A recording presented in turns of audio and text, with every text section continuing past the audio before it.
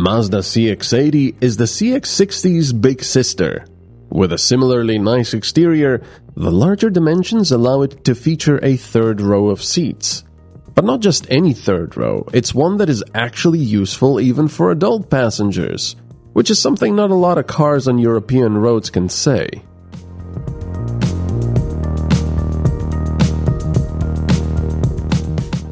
Just like the 60, the 80 also comes with either a 2.5-liter plug-in hybrid drive system or the fantastic 3.3-liter inline 6-cylinder diesel.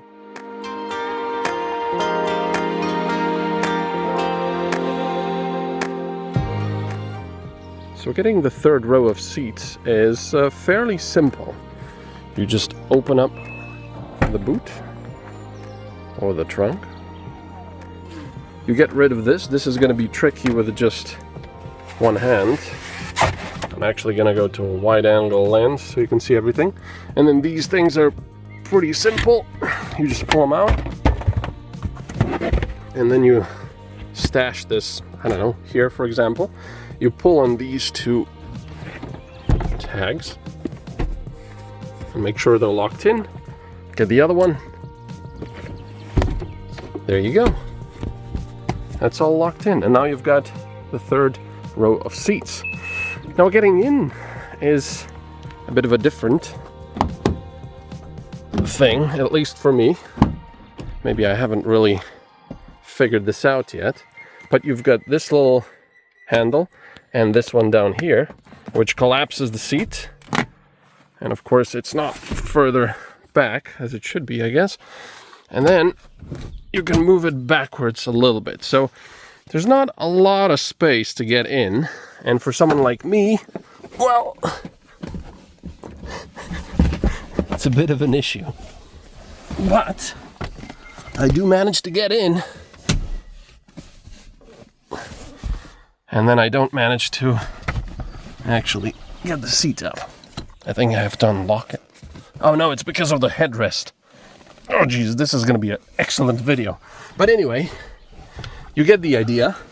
And if I sit here, I still have some space despite the fact that I'm an adult, which is quite interesting.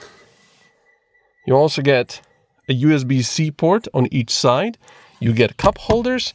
So it's actually really not that bad back here. And the seats themselves are fairly comfortable. I mean, they're reasonable. So kudos to Mazda for that. By the way, despite the fact that I could sit fairly comfortably at the back here, these seats are lined up pretty much.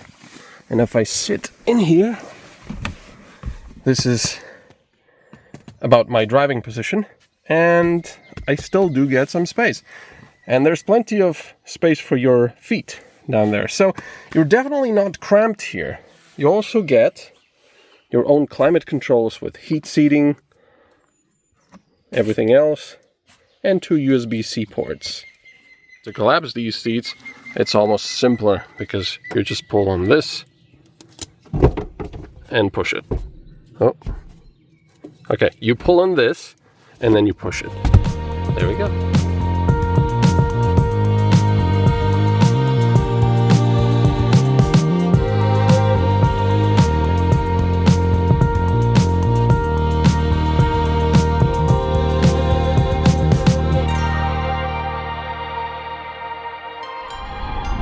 The thing about this car though is with this engine and with this suspension, despite the fact that it is a very big car, at least for European standards, it's still surprisingly agile in a city.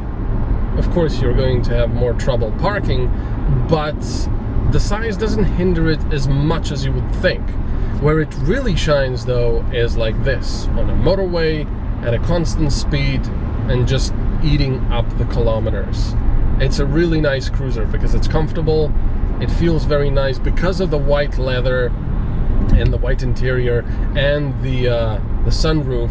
It's very, very bright inside, so it feels like it's a lot more spacious than it is, even though it is very spacious, but it feels like it's even more spacious. So in the end, it's just a really nice place to be, to sit and to just drive. Just one quick note about the engine. I'm not going to talk a lot about it because I've already talked a fair bit when I tested it thoroughly. This 3.3 liter inline-6 diesel engine, which is a wonderful sound, but also this is a very big, fairly heavy car, and it's got all-wheel drive, so you'd expect this large engine to be quite thirsty. Not so much. Well, I mean, my colleague managed to get it up to 8 point something, I'm not sure how, but I, with reasonably economical driving, but not always economical, I have it at 5.6. My lowest was 5.4. I was a bit naughty today, so it got up to 5.6. But 5.4 liters per 100 kilometers for a car of this size, with this engine, with all-wheel drive. Mazda did something phenomenal.